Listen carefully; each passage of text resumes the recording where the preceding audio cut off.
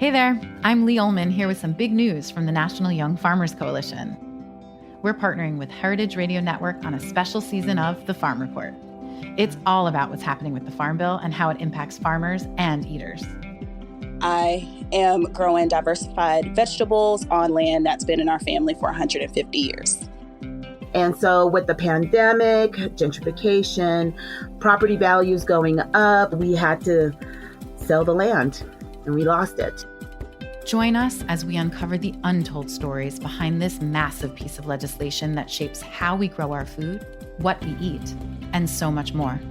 The problems we have had, those are things that come from earlier Farm Bill and USDA policy, right? Like Earl Butts, get big or get out.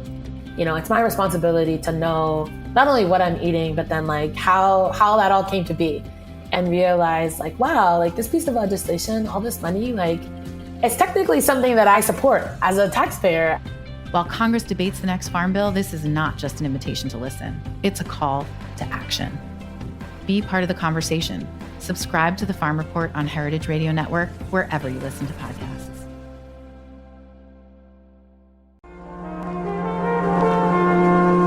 Broadcasting live from Roberta's in Bushwick, Brooklyn, you're listening to heritageradionetwork.com. Today's Mike and Judy show is brought to you by Roberta's. You like that one? It's because Roberta's is pretty awesome, right? And there's Mike and there's Judy. Right? It's pretty good. What is Roberta's? We make food.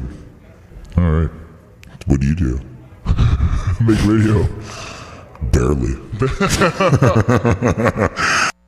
Hello, Mr. and Mrs. America, from border to border, coast to coast, and all the ships at sea. Streaming live from the County of Kings, Brooklyn, New York City, on the Heritage Radio Network. Are you ready for the fastest half hour on the internet today?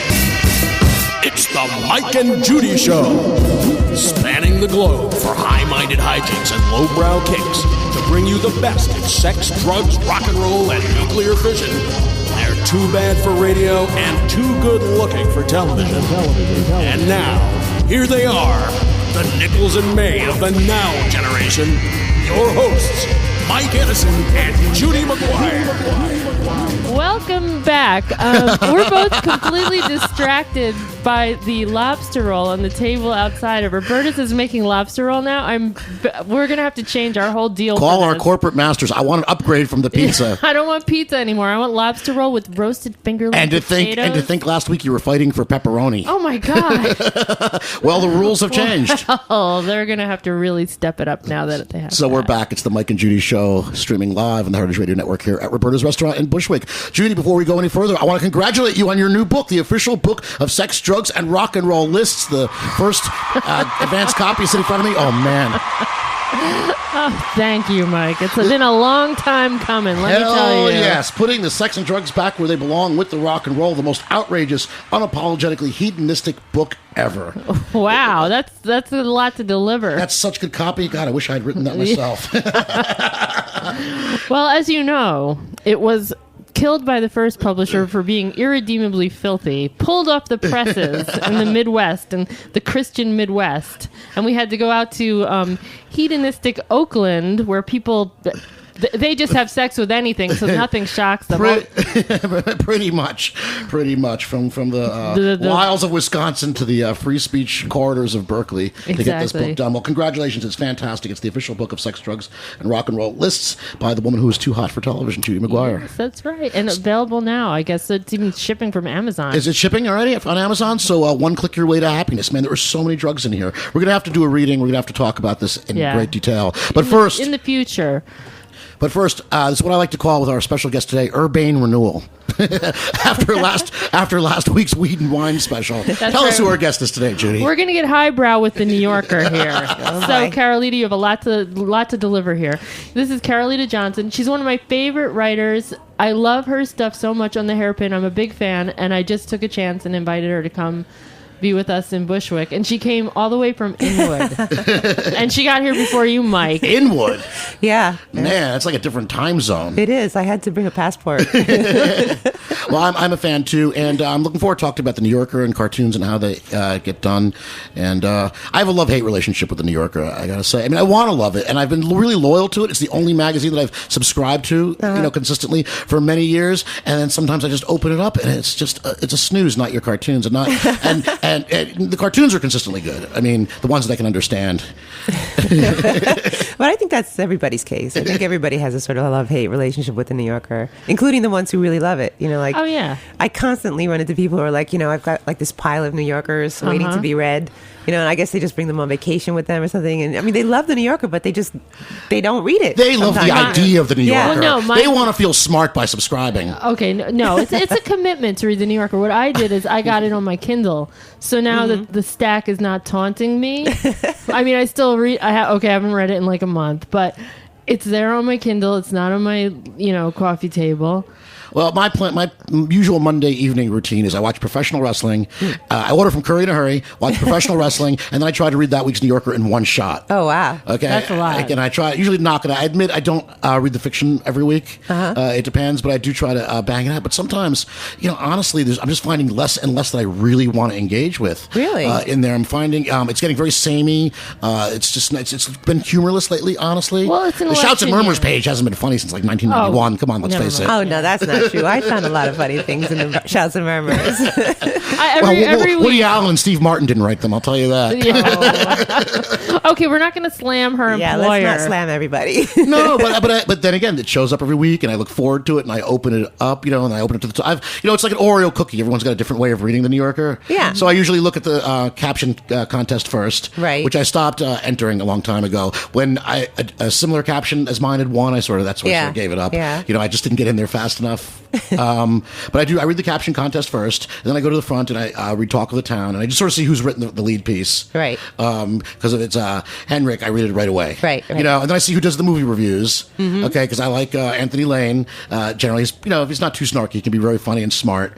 I like it. And then David Denby's a little bit whatever. And then I sort of get into the guts of the magazine. Right. Maybe flip through, look at the cartoons, the comics, as we go through, and then tear into the feature stories. Well, I obviously read all the cartoons first. Yeah. I go straight to the page where you can see who's in it, because we don't know until Mondays ourselves if we're going to be in the magazine, unless they made a special request, like you've got to do this cartoon like the finish, like now, because it's going in today. And so, we all wait till Monday, and then we all check. And you all hang out, in the same room, all of you guys, either with, Gayhan Wilson, who must be, 400 years old, and my good friend Peter Vey, who I used to buy pornography from. Oh, really? Yeah. Oh. No, well, on Tuesdays, a lot of them go to the magazine, and they wait in this little cartoonist lounge to see... oh, my goodness. Yeah, which is inside the New Yorker, across from the cartoon editors. Lounge? Yeah, it actually says Cartoonist Lounge. Yeah. Do they serve snacks and no, things? No, they don't. Cocktails? Do all the cartoonists actually look like the people in their cartoons? Like Peter Vey, PC Vey, looks exactly like the guy that's sort of like his running stock characters. Some of us do. Yeah, some of us do, definitely. Gayhan Wilson looks like his stuff, I think. He's got all those lines in his face. He actually shows up? Yeah, he does. I mean, he's been at this a long time. Yeah, there's an old troupe of people who still go to the lunch. There's a lunch after.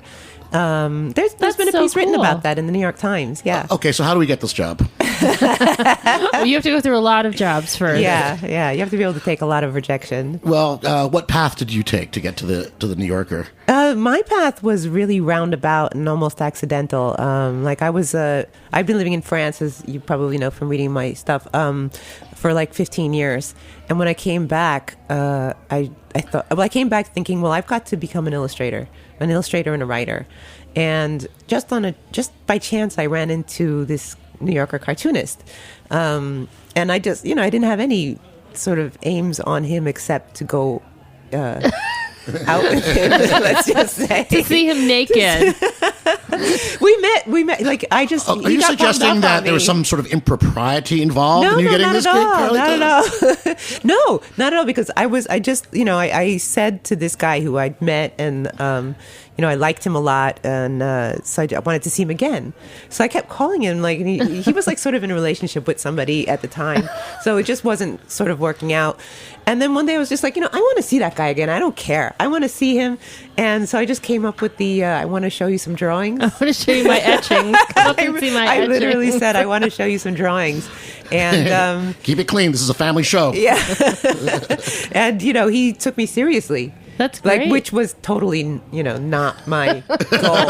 So I sort of had to, be a little more insistent on the rest of it. But yeah, he actually took me seriously and said, yeah, you're drawing pretty well, and just try some different materials. And because I hadn't really been drawing regularly for all those 15 years that I was gallivanting around Europe, so like they were terrible drawings. They were dreadful. But we should say, I mean, it wasn't like you were just flitting around Europe. You did graduate from Parsons. It wasn't like you were just some dilettante who had sketches on the subway. I mean, you studied it, you practiced it. I mean, I've been drawing all my life. Yeah. And I went to Parsons. Like, my parents made me go to Parsons, if you can believe. I wanted to be an what English kind of major. hippies are they? Yeah. We need you to learn something practical that will pay off and guarantee a job. Well, so go to art school in Greenwich Village. Compared to being an English major, being an artist seemed like a better...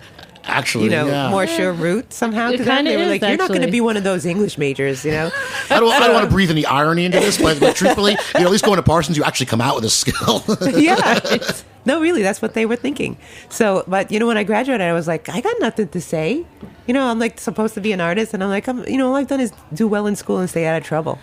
So it's more than most of us. I got to go live, and so that was why I went to Europe, and I lived for 15 years, and then one day I was like, I think it's time to draw again. One of the funniest things was like you were a model, and then you discovered it was the age of the ugly model, which as a non-model, like I never really saw that age. Yeah, when was that epic? I missed that golden Plus, era. you're gorgeous, so Oh, thank you. No, I think it was like sort of simultaneous with the emergence of the supermodel. It was like it was going to be either real people or it was going to be super amazing, curvy, like Claudia Schiffer, right, and Linda Evangelista. That whole group came out around the same time that the ugly model was almost on their way out. Was that like we were like an interim. Kristen McMenemy or whatever her name is with the no eyebrows? She might have sort of rode the wave of the ugly model, like she was unusual. So, but she became much more successful than the rest of us ugly models. Had I known, I could have ridden that wave as well. I would be the star of the ugly models. So, speaking of living in Europe, I've always wanted to be abroad. Laugh track, that was a joke. But I did live in Spain as well for years. Were you there as a tourist? Were you legit? How do you work that out? Because I know a lot of people always ask me, how do you get away with that? And it was just, completely off the grid, under the radar. Totally. Like for the first couple years, I had to leave the country every 6 months. Right. Whatever country I was in, because all the visas were for 6 months. That's right. Well, I'd go over across the border of France to get it. My I'd go to Amsterdam, or I'd go to London. If I was in London, I'd go to France. If I was in France, I'd go to London. Yeah. Sounds very jet-setty, doesn't it, McGuire? It really does. Well, once I had to do it in a bus. It was really painful. It all depended on how much you just, had in your pocket. So basically, we were illegal immigrants. Yeah, I was a total illegal immigrant. Yeah, absolutely. What was the attitude towards like Spaniards or the French about illegal immigrants, as we're such assholes? Like my stay in Madrid was totally cut off because they couldn't pay me. Oh. Yeah, they were just like, we can't pay you. Like, you're here. We know. We love you, but we can't pay you. You gotta go back. Was that the toy job? The toy designing job? Yeah. Wait, you designed toys? Well, I designed toys for this fashion designer who was setting up a boutique in Tokyo. How did I miss this in the bio? So wait, you designed toys for the fashion designer who had a boutique in Tokyo? Like sort of stuffed animals, and it was just to decorate her boutique, which was a children's wear boutique, very fancy, very beautiful stuff. And, she was like, you could design these toys, and I did that. And I also did some handbags, like worked with a handbag designer. When I was there, it was always, we just got paid under the table. I was playing in what was at the time a popular punk rock band, but it was a cash business. Right. And then I was also writing for American magazines at the same time. And between the two, I was doing okay. I was keeping my head above water. I think my rent was only about $350. Wow. Which this really big flat in the center of Madrid, which I shared with a couple guys. And actually back then, it was before the euro and the peseta. Yeah. And if you remember how devalued the peseta was, I mean, it went from maybe 100 pesetas to $1, pretty much 1 to 1, to like as much as like 100 150 pesetas to $1, which was like free money, right? So there I was getting paid, say, from Hustler, $1,000 check. Oh, wow. Which on any given day might equal $1,500, right? Because if I just waited a few days before I cashed it, it was like free rent. Oh, yeah. That was my career as a currency speculator. It's amazing. But it worked out okay. I loved living abroad, but I think at some point there were certain things that are part of my American DNA that I wasn't being fed, that weren't being, that I need. I mean, pizza, sushi, White Castle, and professional wrestling. What made you come back, Carolita? In the end, I mean, I came back because I just couldn't do the drawing and writing where I was. Like in France, I had this full-time job. It was like the dream job. It was like the job that they'd fought to get me. It was the kind where on your contract that says undetermined time length contract. Oh, wow. Like where they would have to hire a lawyer to fire you, basically. It was like the dream job that they're actually still trying to fight to keep now because they're trying to get rid of those now in France. And I had this job and it was great. I was working in software. I'd finally gone legit. I had this like legit job with legit papers and everything. And then and I thought, this is a really easy job. I'm going to be able to draw and write, when I come home from work. Yeah. And it turned out like after 2 years that I didn't do it once. Yeah, full-time and I was job like, can suck the you life can't out of do you. it. Well, my inclination after working all day is not to come home and work. Yeah. I read and write all day. When I get home, it's TV time. Yeah, so I was like, well, I can't quit this job and stay here because I'll be totally illegal again. And, after 15 years, I was just sick of that. Like you don't live somewhere on your terms. And I was like, I'll go back to New York. And this is like, it's New York or bust. Success or bust. I just got to start drawing and writing, and it's going to have to happen in New York. How long have you been back here? I've been back since August 2002. Oh, wow. Great. Yeah. And if you can make it here... You can make it anywhere. All right, let's take a quick break. It's the Mike and Judy Show with Carolita Johnson, broadcasting live on the Heritage Radio at Roberta's. I'm going to investigate a lobster roll. Oh, yeah.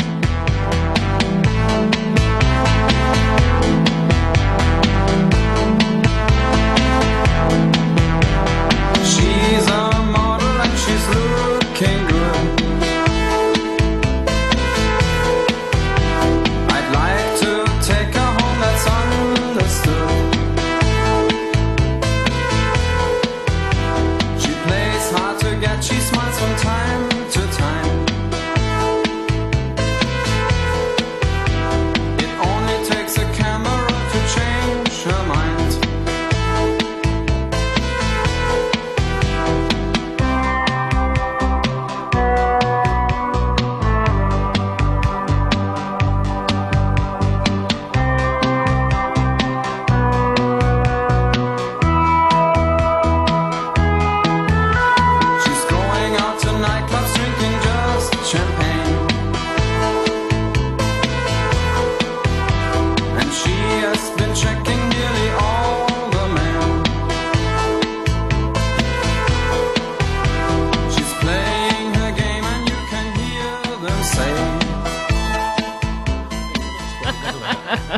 We'll get to that. And we're back.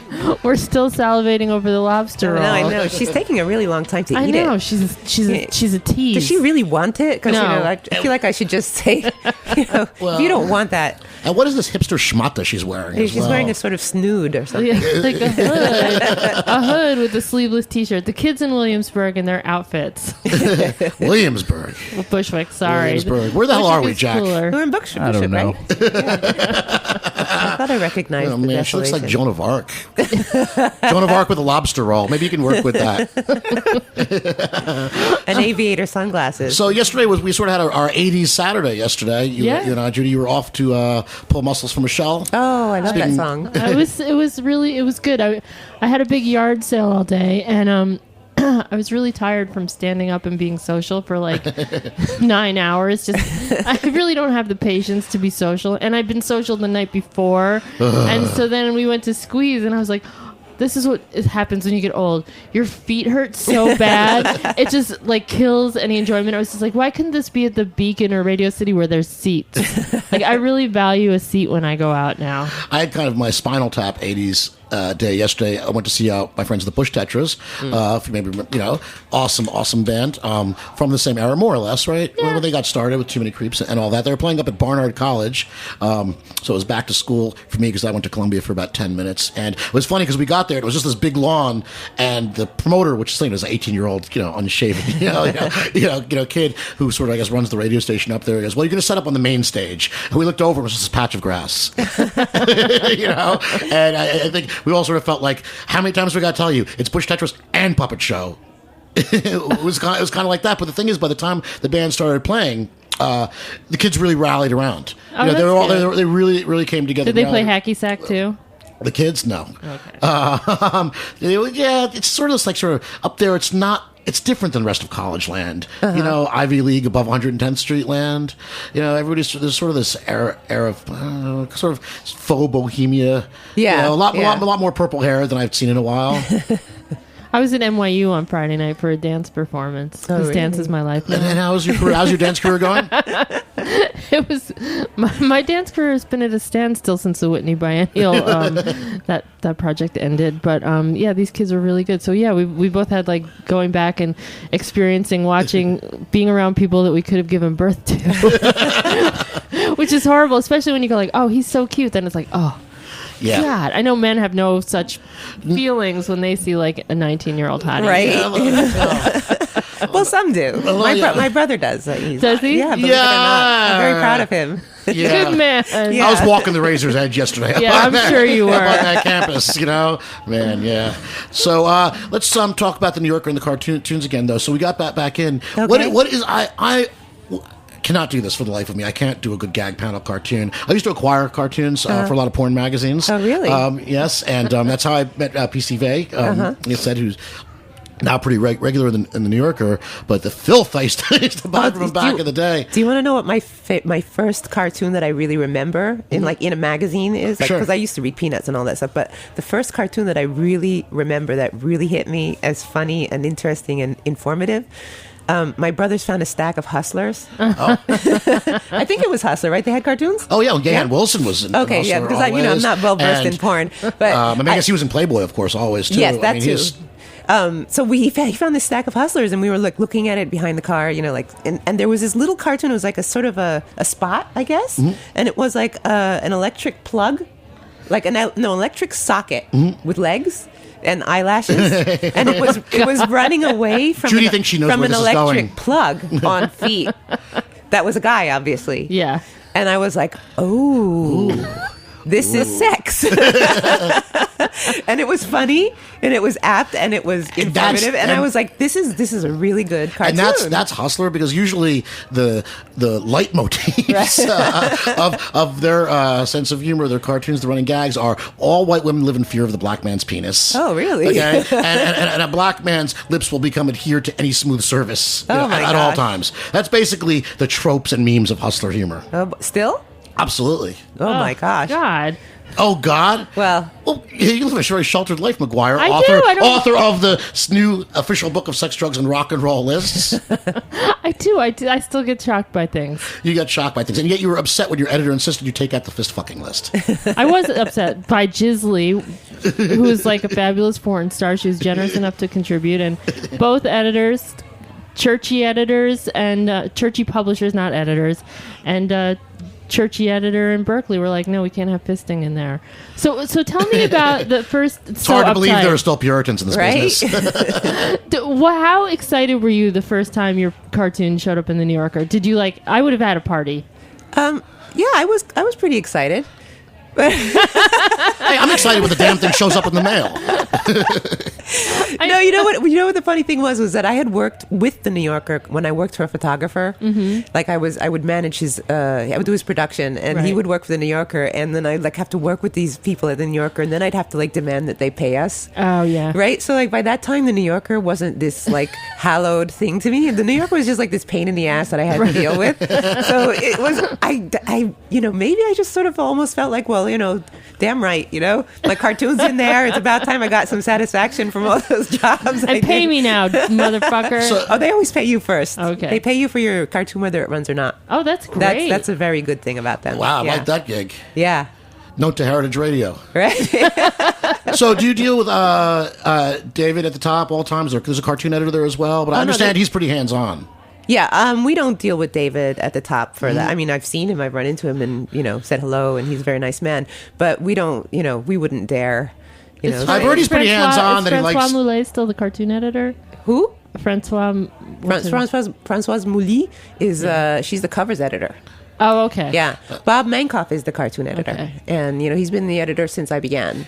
And how hands-on is he? Does he help you rewrite captions? Does he suggest, some details, punch up this joke? No, he'll just out now and then he'll be like, yeah, your cartoons, what was the thing he said to me last time? They're kind of a little too obvious. Yeah, we don't want people to get this shit, right. Carolita. No, it wasn't that. It was just like there was just like something too direct about it, he said. So I was like, okay, fine. That might be the result of me doing a different kind of comic because I've been doing my own personal webcomic. So I was like, I can take that. But then he'll I remember at one point he would say stuff like, "You're drawing too well." This shouldn't be about your drawing, or then it was like you're not drawing well enough. And when I first sold the cartoon, he said, "Oh, it was just in black and white," and he's like, "We need wash."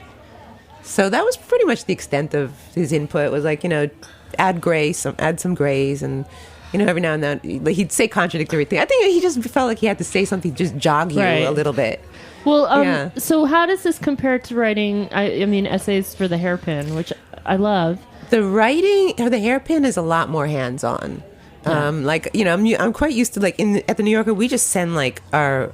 Either drop off or send our cartoons in on a Tuesday, and then we wait till Thursday to hear back, which is kind of like having the worst boyfriend in the world who says on Tuesday, "Hey, maybe we'll go out on Thursday. I'll call you," and then you don't know that you're not going out. But the turnaround till 11:00 when you don't get that call. The turnaround is that quick.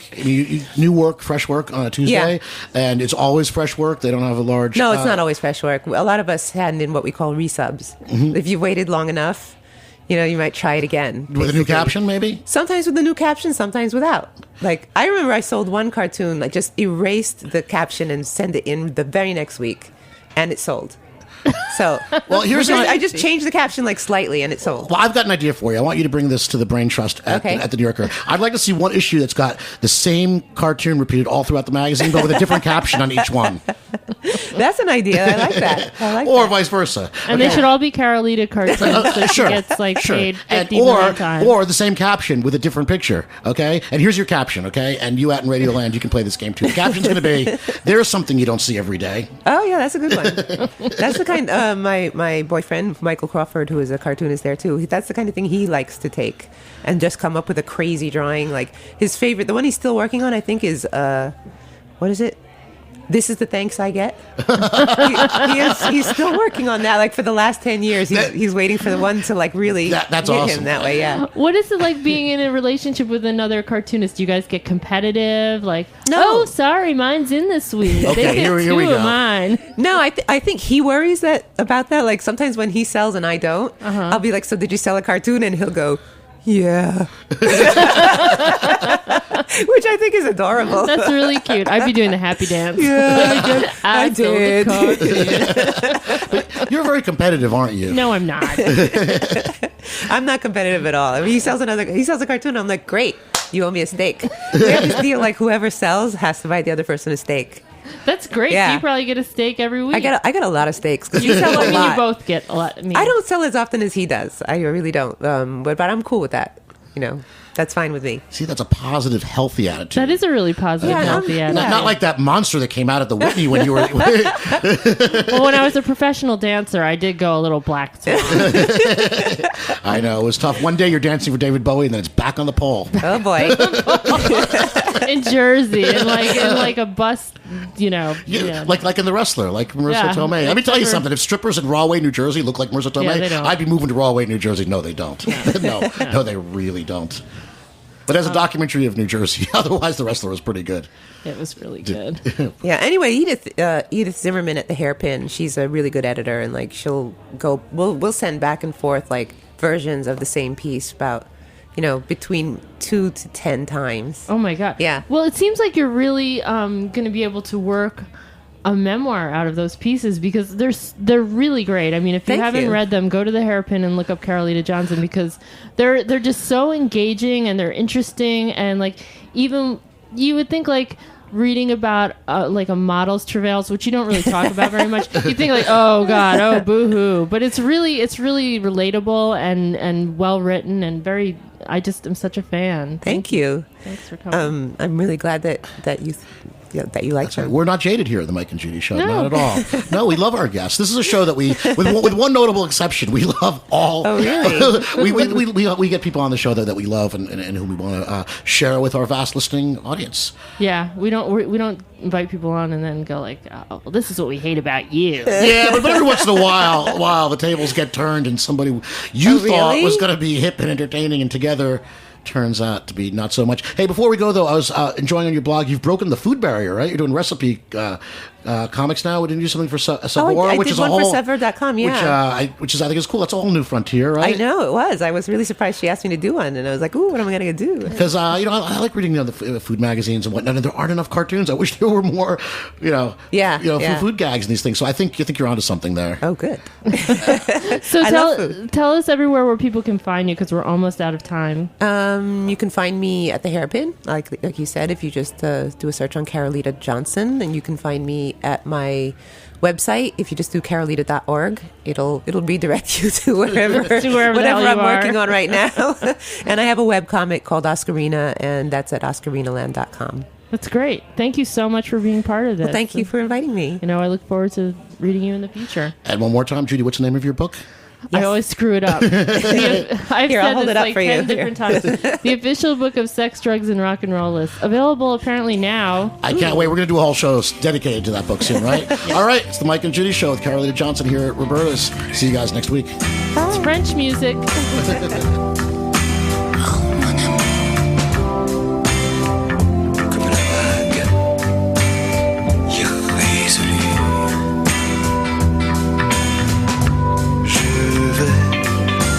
Et je viens entre tes reins. Je vais et je viens entre tes reins. Et je me retiens. Je t'aime, oui je t'aime. Thanks for listening to this program on the Heritage Radio Network. You can find all of our archived programs on heritageradionetwork.com, as well as a schedule of upcoming live shows. You can also podcast all of our programs on iTunes by searching Heritage Radio Network in the iTunes Store. You can find us on Facebook and follow us on Twitter for up-to-date news and information. Thanks for listening.